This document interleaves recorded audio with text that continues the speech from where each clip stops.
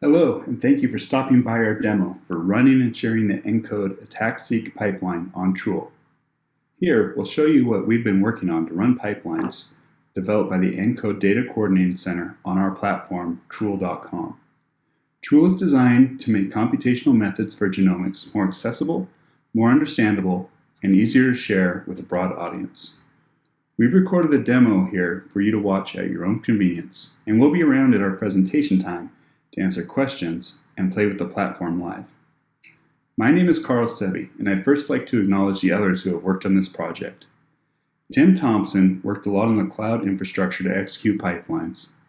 Joby Rudolph developed the web interface. Jin Lee wrote the atac-seq pipeline that we are demoing today, and Beck Bemirodov wrote the software for launching and monitoring compute jobs from the interface. First, a little background before we get to the demo. If you're not familiar with the ENCODE project, you can learn all about it at encodeproject.org. But briefly, it is a consortium comprising 27 institutions that is tasked with building a comprehensive parts list of functional elements in the human genome. They do this by using a variety of genomics assays to detect different kinds of biological activity. The data produced by the consortium is passed to the Data Coordinating Center at Stanford University, where it is processed in a uniform way so the results can be integrated and compared. The ENCODE project has been very successful at generating results that are valuable to the research community. As of 2018, there were 1,951 publications that were not from the consortium itself that used ENCODE data. Beyond the raw data and results, another important output of the project is the computational pipelines used to analyze data consistently. Many researchers outside of the ENCODE consortium are using the same assay types as ENCODE, and implementing consistent analytical methods enables direct comparison and integration between consortium and community results. Effective distribution of these methods has the potential to increase the scope and impact of ENCODE far beyond what the consortium can accomplish on its own. However, sharing methods across software and hardware environments is a well-known pain point in computational research. If you're a researcher that wants to use the same methods used by the ENCODE DCC, you can try to figure out how to do it from the literature or documentation, which is a nearly impossible task. A better option is to go to their GitHub repo, where they have released their pipelines in what is called the ENCODE Pipeline Reproducibility Framework, which combines pipeline definitions in the workflow description language, or WDL, and specification of software versions and environments with Docker, with the Cromwell workflow management system encased in a Python wrapper called Caper for executing the pipelines. This enables the pipelines to run in a truly reproducible way. However, there are still barriers to using the pipelines from GitHub. Researchers still need to know how to clone the repositories, set environment variables, make sure dependencies like Docker and Java are installed properly, access sufficient compute resources on a cluster or cloud, and learn how to properly define pipeline parameters and inputs in a text file.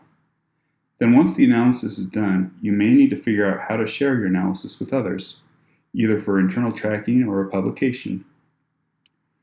Running pipelines on Truwl.com takes care of all of this for you by leveraging the reproducibility framework and providing a web interface for defining inputs and parameters, access to compute resources on the cloud, examples of inputs and parameter sets used by others, and then shares your analysis back on the platform for others to see and use. Okay, enough talk. On to the demo. Here's Joby. All right, welcome to Truwl.com. My name's Joby Rudolph, and I'm one of the lead developers here at Truwl. We're going to take you on a quick walkthrough of how to discover and run the atac-seq pipeline from the ENCODE DCC over at Stanford University. First of all, this is Truwl.com, and we've got the site organized so that people can basically find and discover how others are using genomic analysis tools and hopefully make it easier for them to run them themselves. So for brevity, we're going to skip right to the workflows. So you can see we've got a couple of simple workflows and then the ENCODE atac-seq pipeline. Workflows are either WDL or CWL at the moment. We hope to add more down the road, but as the ENCODE atac-seq-pipeline is a WDL workflow, we'll start there. So we'll click in here. We've got a nice little page that gives some brief overview information on the pipeline. We've got some community features such as upvotes and downvotes that will allow us to gauge popularity and feature those that are more used. And then we got favoriting and stuff like that. So we got a few visualization tools that help you see the workflow as the data moves through it. Obviously, atac-seq is pretty complex, so it gets pretty spiderwebby, but it is available for those that are curious. The important thing is that we've got these instances which represent specific runs of a workflow. So you can see when we click in here, we'll be able to see the input parameters that others have used in setting up their analyses, and kind of get a better feel for how they're using this particular workflow. So we're going to concentrate on this one. We're just going to take a single-ended data set here, and we'll go from there. So this is fairly blank. There's not a lot to it, but what we're most interested in is the run parameters. So we'll come in here, and you'll see an interface that allows you to explore and discover the input parameters used for this analysis. So you can click on the different sections. You've got some nice grouping of the fields, some descriptions of the fields. If you hover over any particular parameter, you get some information, including the type, brief description, example usage, help text, that kind of thing. And you can basically see, how they set up their inputs and parameters and the analysis itself. So I'm going to step back just real briefly to talk about how we got here, and I'm going to go over to GitHub. This is the ENCODE DCC's atac-seq-pipeline repo. And this is the WDL file for the latest version. We've been working with Jin Lee to define some of these parameters, help text, descriptions, groupings, that kind of thing, as they are pulled directly from the WDL. And this is a WDL 1.0. atac-seq was recently upgraded to WDL 1.0, and we've made use of some of the new features, such as this meta and the param meta. I'll scroll down here. The param meta field. So you'll see we've worked with Jin to define some standard fields and basically a schema that we can pull and parse this WDL directly and massage that into a format that this front end interface can understand and display. So for those of you who are content creators, please keep that in mind. We'd love to connect with you and talk about how your pipeline's up on Truwl as well. So but back to how to run it.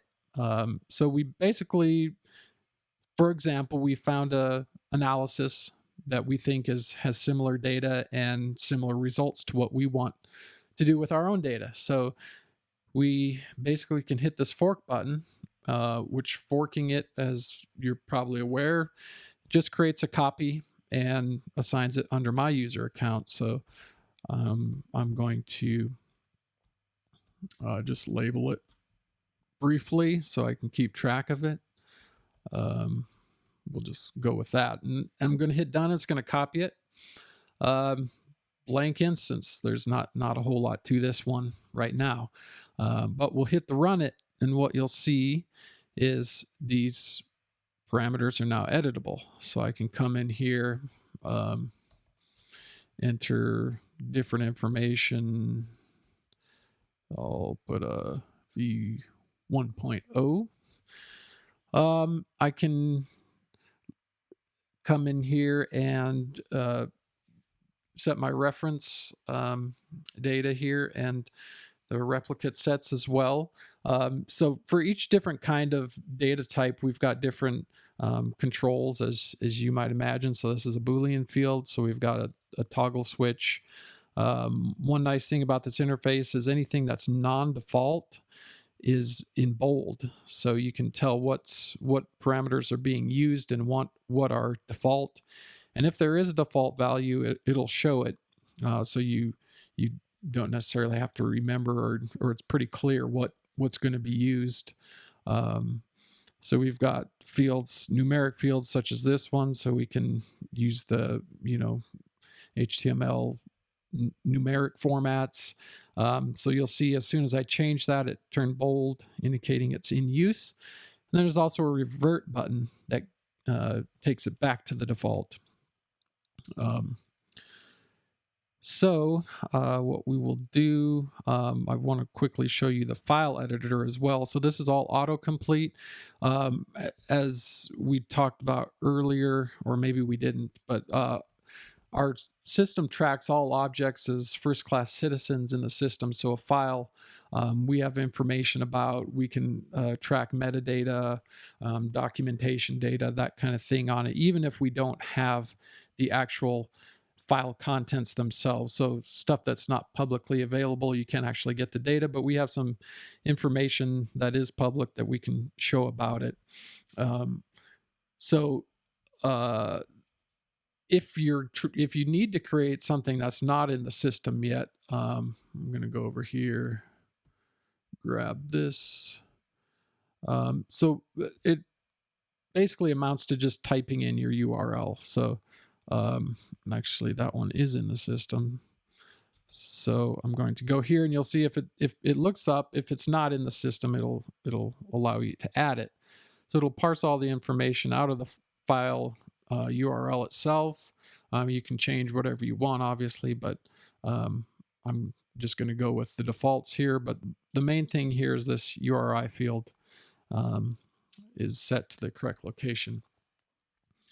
So we can come here, we have that set, and you can define your file inputs that way. Directory inputs are similar. So I'm actually going to remove these because that will likely break the analysis. So when you've got things the way you want it, you can either save it for later, which obviously will allow you to come back, log in at a later time and run it later, or you can hit the run it button, which is going to actually queue it up to run in the cloud with our backend job runners. So I'm going to click the view job details. So this is an auto updating page. The job has been submitted. Our worker queues in the background are working, and it'll pick this up shortly. And once it does that, we'll be able to start seeing some of the metadata come in. So you'll see there now it's hit a running state. So this has been picked up by Cromwell. We're using Caper as a wrapper around Cromwell, but Cromwell's running this analysis now. And you'll be able to just watch this page if you want, or you don't have to. If you don't want to watch it, you'll get an email when the job's complete. And then it's got some, nice tools for viewing the metadata, or copying the output folder using gsutil to your local machine. So obviously that isn't super useful until the job is complete, but it is there. So I'm going to fast forward, pretend like this completed. So I've run one yesterday. That is working. So you'll see, here's our job list. This one is running. This one failed. So you'll see, you'll get a nice little failed email. And this one succeeded. So I'm able to see, the full metadata, which is quite large, probably about a half a megabyte, but you can parse through it. Most of the important stuff gets comes down to the bottom here, but you can basically do what you want to do and see that. And then as a final step, well, obviously you can copy the job output to your local folder and or local machine and explore it that way. And we also parse out the actual output files that are generated. So you see this ATAC report. If the user that ran this actually has access to the GCP bucket, you could click on it and view it. But this user does not. So that basically allows others to not necessarily view your results, but view what type of results you got and what was the output, and explore it that way. So another nice thing about running your analysis on Truwl is that every workflow instance that gets run is assigned a unique identifier and therefore a unique link. And you can share that out. You can pass it around to colleagues who you want to, basically collaborate with, and show them how you set up your analysis and your inputs and parameters and all that. So it kind of gives you a snapshot into exactly what you did, and you can pass that around to others and, help share the information you gained. So there you have it. That's a quick tutorial on how to run atac-seq-pipeline on Truwl. Hopefully we've shown you that you don't have to start from scratch, that you can come here and get a long ways down the road with a pretty easy to use interface. So if you have any questions, please reach out to us. Give us any thoughts or comments you might have. We'd love to connect with you. So thank you for your time. All right. Thank you, Joby, and thank you for stopping by to take a look at our demo today. I want to wrap up by mentioning a few developments that are currently ongoing and that we're looking to implement in the near future. The atac-seq interface that we showed you today is not yet available for general use, but we are beginning to grant access to an early subset of users. We're also starting to onboard the rest of the ENCODE pipelines and are looking at adding the ability to run those in batch mode.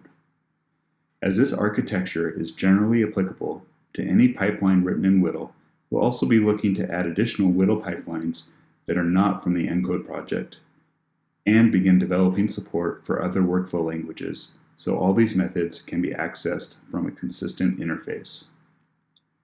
If what we showed today sparked your interest, there are some ways to get involved.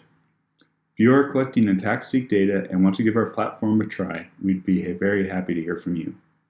Also, if you're a pipeline or tool developer that would like to increase access to your methods by posting them on Truwl, we'd like to be in contact with you as well. Finally, we're always on the lookout for software developers with a passion for biology and reproducible science to add to our team. And of course, if you have any other questions or comments, please feel free to get in touch with us. We are on Twitter. Our handle is xtbioinc, which should be updated at Truwl shortly. Or you can contact us directly through email at info@truwl.com. Thanks again for watching.